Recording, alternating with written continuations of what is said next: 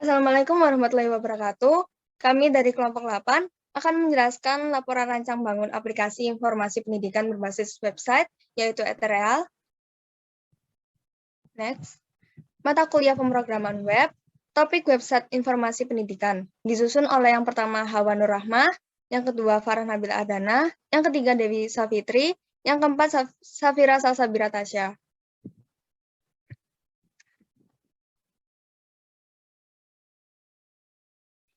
Yang pertama ada bab 1, yaitu pendahuluan. Latar belakang. Pada era modern saat ini, semua orang di dunia sangat mengandalkan teknologi, komunikasi, dan sangat bergantung pada media sosial.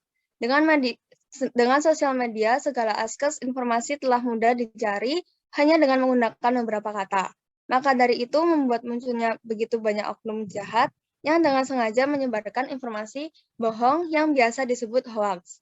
Meskipun hal ini sudah diatur dalam undang-undang yang diterangkan larangan untuk menyebarkan hoaks pada media sosial dengan alasan apapun, dan barang siapa yang melanggar akan diberi pidana sesuai dengan bobot pelanggarannya.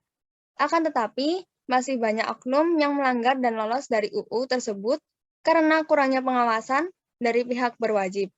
Apalagi di saat pandemi sekarang, yang segala informasi mengenai kesehatan sangat dibutuhkan, tetapi malah digunakan ajang untuk menyebarkan hoaks yang dapat merugikan banyak pihak.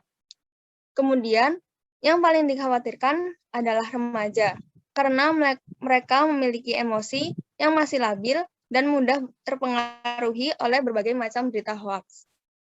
Tanpa mencari kebenarannya terlebih dahulu, akan lebih bahaya bila berita tersebut ikut disebarkan oleh mereka. Selain itu, mereka juga kurang mendapat informasi mengenai dunia pendidikan dan pengembangan karakter, sehingga akan memunculkan sikap yang kurang baik dalam diri mereka.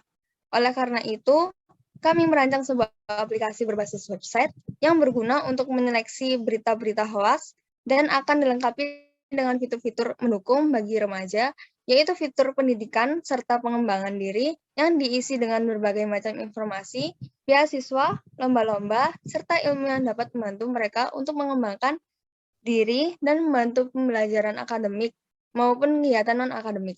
Aplikasi ini dapat diakses melalui laptop, komputer, HP, dan alat komunikasi lainnya, sehingga dapat memudahkan pengguna untuk menggunakan aplikasi dimanapun dan kapanpun mereka mau. Lalu ada rumusan masalah. Dengan latar belakang di atas, dapat kami simpulkan bahwa beberapa permasalahan, yaitu yang pertama, terlalu banyak berita hoax yang tersebar. Yang kedua, tidak adanya wadah dalam menyalurkan minat dan bakat. Yang ketiga, kurangnya pemerataan informasi kependidikan.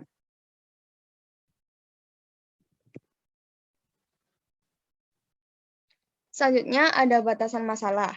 Dengan pembuatan aplikasi ini, yaitu Ethereal, maka kami menentukan batasan-batasan dalam pembuatannya agar tidak berkembang jauh. Batasan-batasan tersebut antara lain, yaitu aplikasi ini berfokus pada remaja yang membutuhkan informasi, lalu pembatasan aplikasi ini hanya menyajikan informasi atau berita yang akurat dan informasi yang dapat menunjang minat dan bakat remaja. Selanjutnya, kami membuat aplikasi ini tidak sampai ke tahap lanjut. Tujuan dan manfaat. Tujuan dan manfaat pembuatan website kami yaitu Ethereal sebagai berikut. Yang pertama, menginformasikan kepada setiap remaja dalam mencari informasi yang valid dan menghindarkan dari penipuan atau berita hoax. Yang kedua, memberikan wadah bagi remaja dalam menunjang minat dan bakatnya. Yang ketiga, memudahkan remaja dalam mencari informasi mengenai seminar, lomba-lomba, dan beasiswa yang akan diselenggarakan di berbagai kota.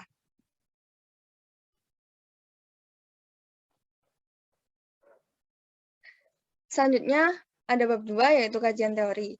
SAMPP adalah perangkat lunak berbas yang mendukung banyak sistem operasi, merupakan komplikasi dari beberapa program. Fungsinya adalah sebagai server yang berdiri sendiri, yang terdiri atas program Apache, HTTP server, MySQL database, dan penerjemah bahasa yang ditulis dengan bahasa pemrograman, PHP, dan Perl. SAMPP tersusun atas kependekan dari beberapa kata berikut ini. Yang pertama ada X atau cross-platform, yaitu kode penanda dari software. Cross-platform yang berarti dapat dijalankan di banyak sistem operasi seperti Windows, Linux, Mac OS, dan Solaris.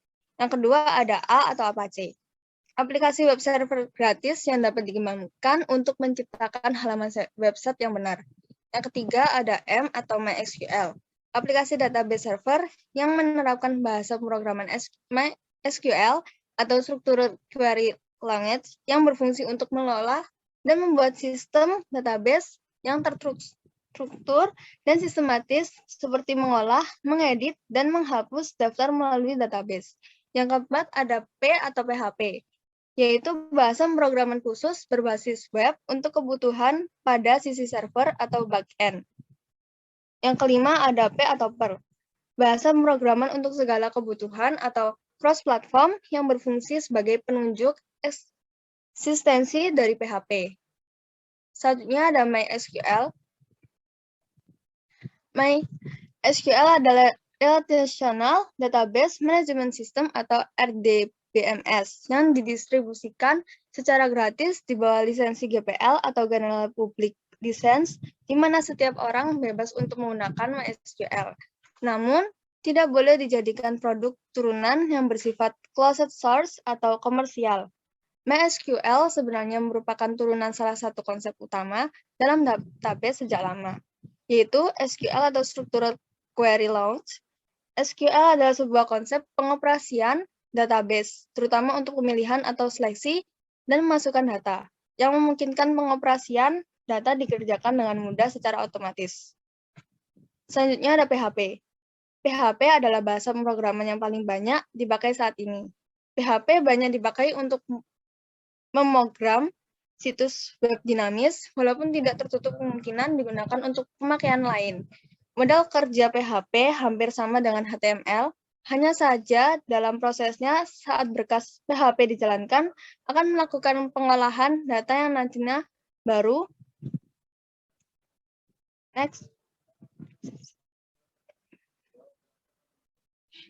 ditampilkan dalam bentuk HTML. Berbeda dengan HTML yang hanya menampilkan data tanpa pengolahan. Selanjutnya ada HTML.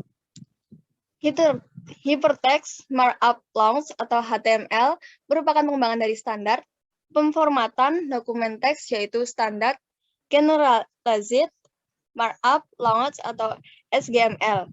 HTML sebenarnya adalah dokumen ASCII atau teks biasa yang dirancang untuk tergantung pada suatu sistem operasi tertentu. HTML berfungsi mendefinisikan struktur dokumen hypertext.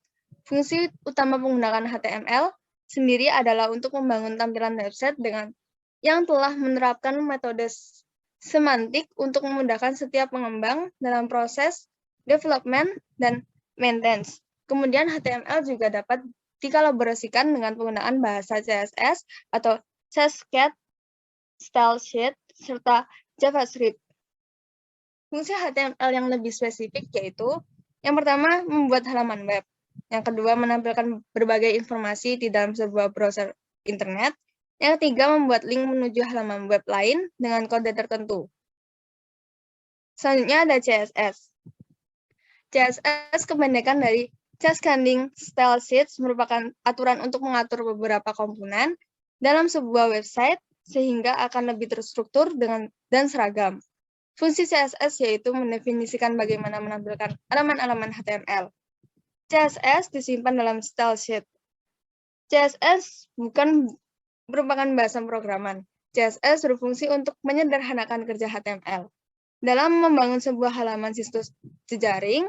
Namun jika dijabarkan kembali, ada beberapa fungsi CSS yang memang berhubungan langsung dengan proses penyederhanaan kerja HTML. Adapun beberapa fungsi CSS adalah sebagai berikut. Yang pertama, membuat halaman situs dengan cepat. Yang kedua, desain diproses dengan cepat. Ketiga, adaptif terhadap berbagai perangkat. Selanjutnya ada Laravel. Laravel adalah framework bahasa pemrograman hypertext processor atau PHP yang ditujukan untuk pengembangan aplikasi berbasis web dengan menerapkan konsep Model View Controller atau MVC. Framework ini dibuat oleh Tyler Otwell dan pertama kali dirilis pada tanggal 9 Juni 2011. Laravel berlisensi source yang artinya bebas digunakan tanpa harus melakukan pembayaran. Fitur-fitur modern Laravel yang sangat membantu developer dalam membuat aplikasi adalah bundles, Eloquent ORM atau Object Relational Mapping, Query Builder, Application Logic, Reverse Routing, Resource Controller, Class Autoloading, View Composer, Blade, LOC Container, Migration, Database Feeding, Unit Testing, Automatic Pagination from Request, dan Middleware. Selanjutnya ada DFD. Data Flow Diagram atau DFD adalah ilustrasi alur sebuah sistem. Biasanya DFD banyak digunakan oleh seseorang yang bekerja di bidang sistem informasi. Diagram konteks atau DFD level 0 merupakan tingkat tertinggi dalam diagram aliran data dan hanya memuat suatu proses. Menunjukkan sistem secara keseluruhan, dapat dikatakan juga bahwa diagram konteks menggambarkan hubungan sistem dengan lingkungan luarnya. DFD level 1 ini merupakan alat perancangan sistem yang berorientasi pada alur data dengan konsep dekomposisi, dapat digunakan untuk penggambaran analisa maupun rancangan. Pada dasarnya, DFD level 1 adalah dekomposisi dari diagram konteks.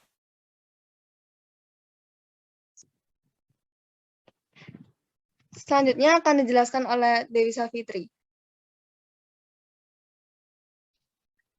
Baik, terima kasih untuk bab 3, yaitu desain dan perancangan.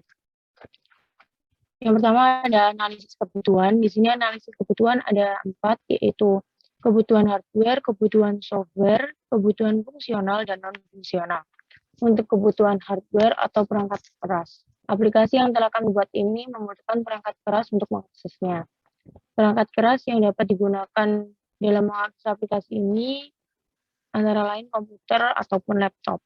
Dengan menggunakan perangkat keras tersebut, maka aplikasi ini dapat berjalan.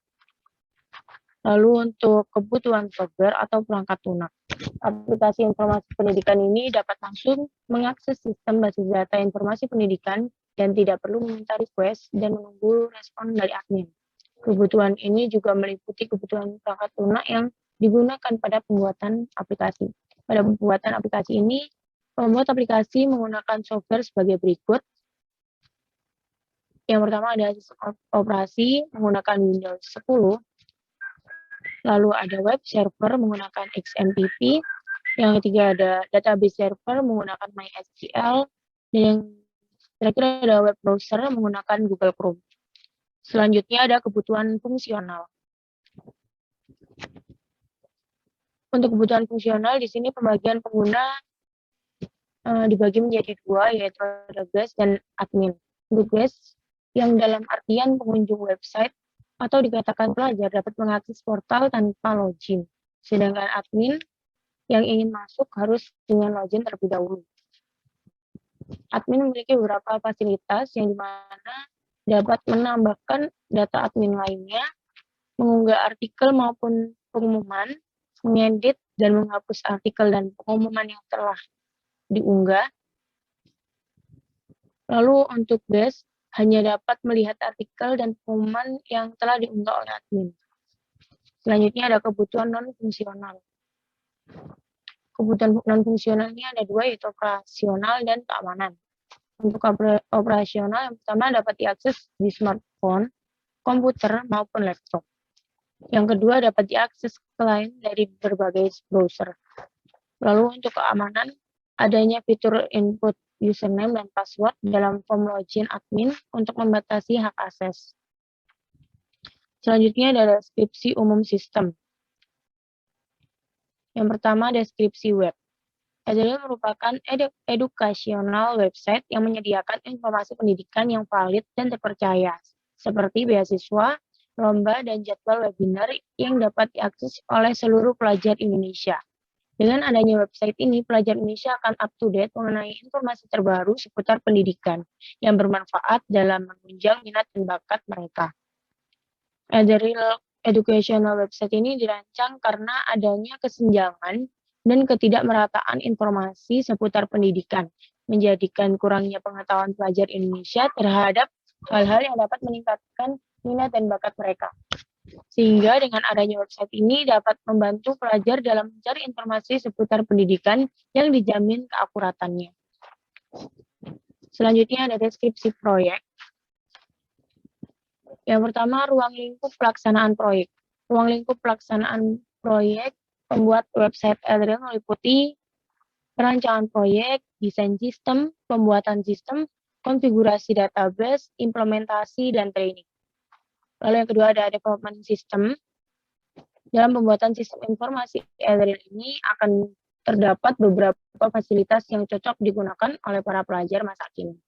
Yang pertama ada artikel beasiswa dan pengumuman terakurat dan terbaru. User akan diberikan fitur yang dapat menyeleksi berita terbaru dengan akurat sehingga mengurangi penyebaran hoax. Next. Lalu yang kedua ada user management. Akan terdapat tools untuk manajemen user yang akan memakai sistem untuk memberikan hak akses tertentu. Yang ketiga ada input konten. Akan terdapat tools yang berguna untuk menginput berbagai konten bermanfaat dan akan ditampilkan pada website sebagai bagian dari artikel. Selanjutnya ada fitur dan cara kerja. Yang pertama fitur yang kami gunakan pada aplikasi web ini adalah akun admin, artikel beasiswa terbaru, dan informasi pengumuman terakurat. Lalu yang kedua ada cara kerja. Cara kerja aplikasi web yang telah kami buat yaitu yang pertama ada backend. Admin akan login dengan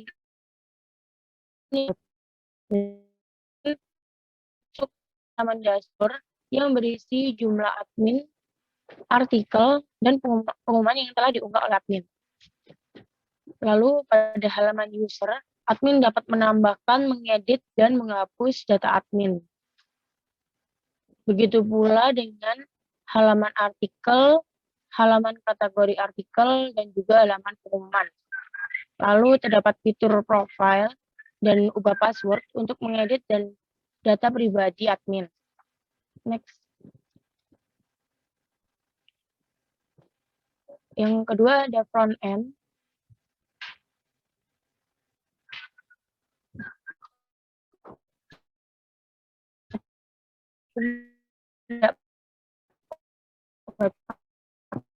Intercom yang berisi informasi singkat editorial, cuplikan pengumuman, dan artikel terbaru. Lalu pada navigation bar home terdapat fitur About Us, artikel, dan pengumuman. Pada halaman artikel akan ditampilkan daftar artikel beasiswa terbaru, terakurat, dan terpercaya. Lalu untuk halaman pengumuman akan ditampilkan daftar pengumuman mengenai informasi lomba dan webinar terbaru. Selanjutnya ada perancangan sistem. Yang pertama DFD level 0. Pada DFD level 0 ini terdapat admin. Di sini ada website kami. Lalu di sini ada pelajar. Pada admin, di sini admin dapat menambahkan data admin dan mengubah data admin serta passwordnya. Namun sebelum itu harus login terlebih dahulu. Di sini admin juga bisa mengunggah, menghapus, dan mengedit artikel serta pengumuman yang terbaru. Next. Lalu selanjutnya di sini DFD level 1. DFD level 1 ini konsepnya dekomposisi dari DFD level 0. Jadi di sini lebih diperdetail lagi untuk alur pengoperasian website kami, yang dimana admin diharuskan login agar bisa mengisi data admin, artikel, kategori, dan pengumuman. Sedangkan pelajar hanya bisa mengakses pencarian dan baca artikel pada web kami. Lalu next. Selanjutnya pembagian tugas. Di sini adalah memasukkan NIM dan tugasnya. Untuk kelompok kami yang pertama ada Hawa dengan NIM 027, tugasnya di sini desain web, source code, dan DFD level 1 serta level 0 serta level 1. Yang kedua ada Farah dengan NIM 031, tugasnya laporan, source code, isi artikel. Yang ketiga ada saya Dewi dengan NIM 033, Tugasnya laporan source code isi kategori artikel. Yang terakhir ada Safira dengan 091. Tugasnya laporan source code dan isi pengumuman.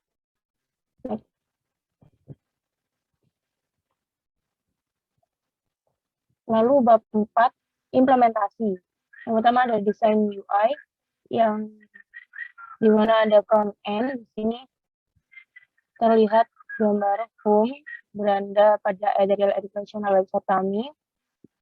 Di sini berisikan tulisan selamat datang di Ederreal dan cuplikan mengenai Ederreal. Next. Lalu di sini ada about us. Halaman about us ini berisikan di mana Ederreal Education ini dapat dipercaya ke website-nya, dan isi-isi artikel serta pengumuman di sini adalah teraktual dan terbaru. Next, untuk halaman artikel. Di sini halaman artikel ada informasi mengenai beasiswa, yang dimana terlihat ada beasiswa Botani dan beasiswa pendidikan Indonesia. Selanjutnya ada halaman pengumuman. Untuk halaman pengumuman ini berisikan lomba dan webinar. Di sini terlihat ada diskusi daring serta bedah buku, dan bisa melihat detailnya lebih lanjut dengan mengklik ini. Lalu ada backend. Yang pertama ada login. Login ini untuk admin. Di sini admin mengisikan email dan passwordnya, lalu login. Selanjutnya setelah login akan diarahkan ke halaman dashboard. Di sini admin bisa mengetahui data admin, data artikel yang dimasukkan, dan data pengumuman yang telah diunggah. Lalu untuk halaman user, di sini usernya ada Hawa dengan email hawa@gmail.com. Untuk data memanage user bisa hapus dan mengeditnya. Lalu ada halaman manage artikel, di mana di sini admin dapat mengedit dan menambahkan artikel-artikel yang harus diunggah. Lalu selanjutnya ada kategori artikel. Di sini admin dapat mengisikan artikel yang akan diunggah masuk ke kategori artikel yang mana. Selanjutnya ada halaman pengumuman. Nah, di pengumuman ini, sebagai seorang admin juga dapat menambahkan, mengedit, dan menghapus pengumuman yang ada. Next, lalu ada halaman profile, yang dimana berisikan data admin, yaitu nama lengkap, email, dan ini dapat diedit oleh admin sendiri. Selanjutnya ada halaman about password. Halaman about password ini diisikan password yang sekarang dan password yang baru. Setelah itu bisa di-upload. Selanjutnya bab 5, penutup. Kesimpulan. Berdasarkan hasil dari pembahasan di atas, kesimpulannya adalah Ederreal, aplikasi berbasis website yang berguna untuk menyeleksi berita-berita hoax, sudah dilengkapi dengan fitur-fitur mendukung bagi remaja, yaitu fitur pendidikan, serta pengembangan diri yang diisi dengan berbagai macam informasi, beasiswa, lomba-lomba, serta ilmu yang dapat membantu mereka untuk mengembangkan diri dan membantu pembelajaran akademik maupun kegiatan non-akademik. Aplikasi ini dapat diakses melalui laptop, komputer, handphone, dan alat komunikasi lainnya, sehingga dapat memudahkan pengguna untuk menggunakan aplikasi dimanapun dan kapanpun mereka mau. Dengan adanya website ini, pelajar Indonesia akan up-to-date mengenai informasi terbaru seputar pendidikan yang bermanfaat dalam menunjang minat dan bakat mereka. Ederreal Educational website dirancang karena adanya kesenjangan dan ketidakmerataan informasi seputar pendidikan, menjadikan kurangnya pengetahuan pelajar Indonesia terhadap hal-hal yang dapat meningkatkan minat dan bakat mereka. Fitur yang digunakan pada aplikasi web ini adalah akun admin, artikel, beasiswa terbaru, informasi, pengumuman terakurat. Selanjutnya adalah demo aplikasi yang akan dijelaskan oleh teman saya, Hawa dan Safira.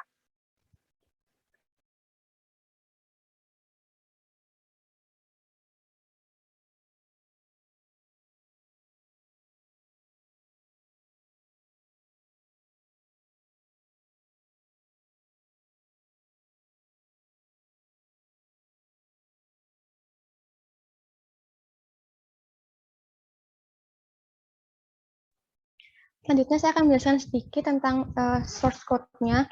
Jadi Laravel itu sendiri itu udah ada fitur-fitur yang memudahkan programmer untuk membangun sebuah website. Nah, di Laravel itu sini ada resource, ada views. Nah, views sendiri untuk Laravel itu merupakan representasi visual dari suatu halaman web yang pada umumnya bertugas untuk menampilkan data yang diterima oleh controller dari model. Dalam hal ini, views itu nantinya akan menampilkan HTML di halaman pengguna.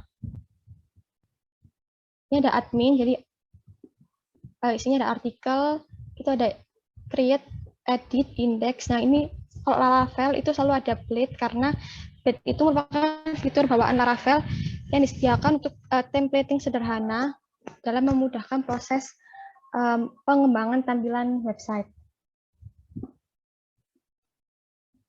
Kategori juga ada create, edit, index, pengumuman juga create, edit, index. Selanjutnya ini ada home. Ini adalah tampilan awal ketika nantinya user itu akan mengakses Ethereal. Ini merupakan halaman home-nya. Ini ada halaman about us. Ini ada halaman pengumuman. Selanjutnya ini ada halaman artikel. Dan di sini ada layout. Nah, untuk backend ini itu ada app, ada modal, ada navbar, ini navigation bar, ada sidebar, di samping nanti ada, di sini ada dashboard, user, artikel, kategori artikel, pengumuman, profile, dan ubah password. Ini untuk yang backend. Kalau untuk frontend sendiri itu ada app juga, ada folder, folder ini nanti di bawah kayak catatan kaki. Selanjutnya ada navbar, itu di atas ada nanti ada fitur home, about us, artikel, dan pengumuman. Selanjutnya saya akan mendemokan aplikasinya. Jadi di sini itu merupakan home. Ada tulisan selamat datang di Ethereal, ada informasi singkat tentang websitenya, terus ada pengumuman terbaru, ada artikel terbaru. Ini ada halaman about us. Dan ini artikel. Sini nanti bisa milih artikelnya, terus bisa klik selengkapnya, dan akan menampilkan info lebih detail tentang websitenya. Selanjutnya ada pengumuman, sama di sini ada isinya ada info-info mengenai lomba dan webinar. Ini contohnya diskusi daring.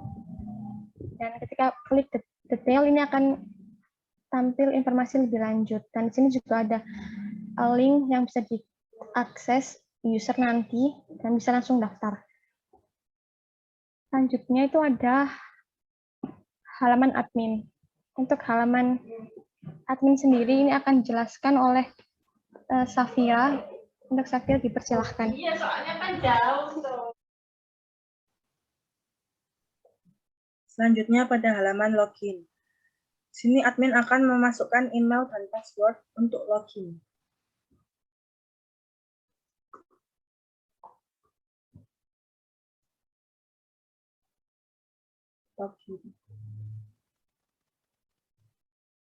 Pada halaman dashboard terdapat jumlah admin, jumlah artikel, dan jumlah pengumuman. Lalu kita akan menuju ke informasi user. Di sini pada halaman ini terdapat daftar user. Kita akan mencoba untuk menambah data. Tambah data. Full name Safira, Sabila, Tasya, email safira@gmail.com. Lalu passwordnya Safira 12. Simpan. Data berhasil ditambah. Lalu kita akan menuju ke artikel.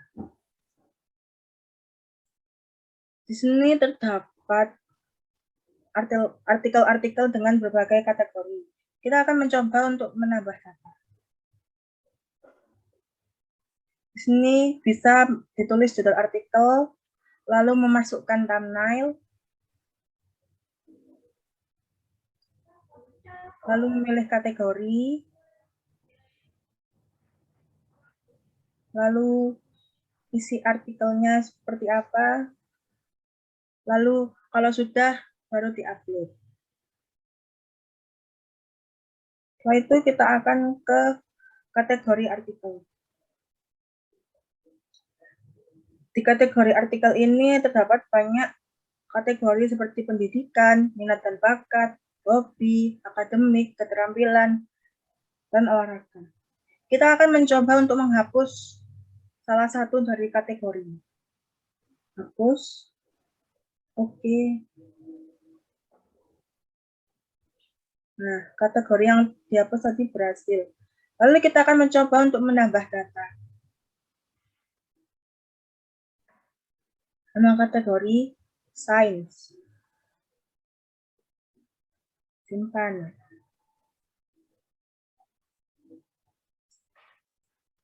Kategori Sains berhasil ditambah.